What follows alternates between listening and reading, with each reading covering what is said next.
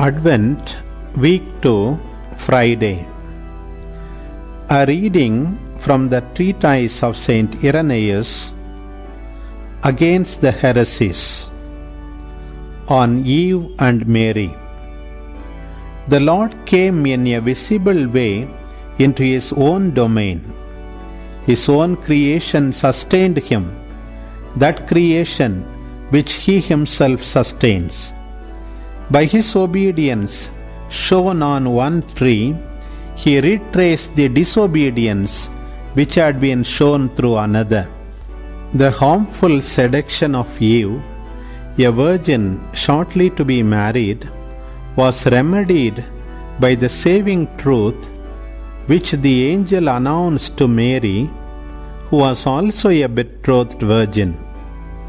Just as Eve, seduced by an angel's message, turned away from God in betraying His word, so Mary, welcoming an angel's message, bore God within her in obeying His word. Eve had been led to disobey God, but Mary consented to obey Him, and so the Virgin Mary became the advocate of the Virgin Eve. Recapitulating all things in Himself, He recapitulated our war against the enemy.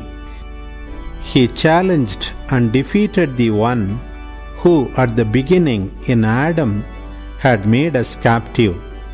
He crushed his head in accordance with God's word to the serpent in Genesis. I will put enmity between you and the woman, and between your offspring and her offspring. He shall watch for your head, and you shall watch for his heel. From that time, he who was to be born of the woman, the virgin, in the likeness of Adam, was announced as watching for the head of the serpent. This is the offspring which the apostle spoke of in his epistle to the Galatians. The law with its works was established until the offspring should come to whom the promise was made. He is still more explicit when he says in the same epistle, when the appointed time came, God sent His Son, born of a woman. It was through a woman that the enemy gained control over man from the beginning, when he established himself as man's adversary. And so he would not have been defeated in full justice if his conqueror had not been a man born of a woman.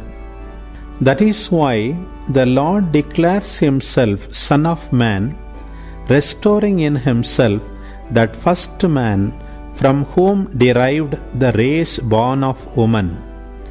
As it was through a man's defeat that our race went down to death, so too through a man's victory we rise up to life.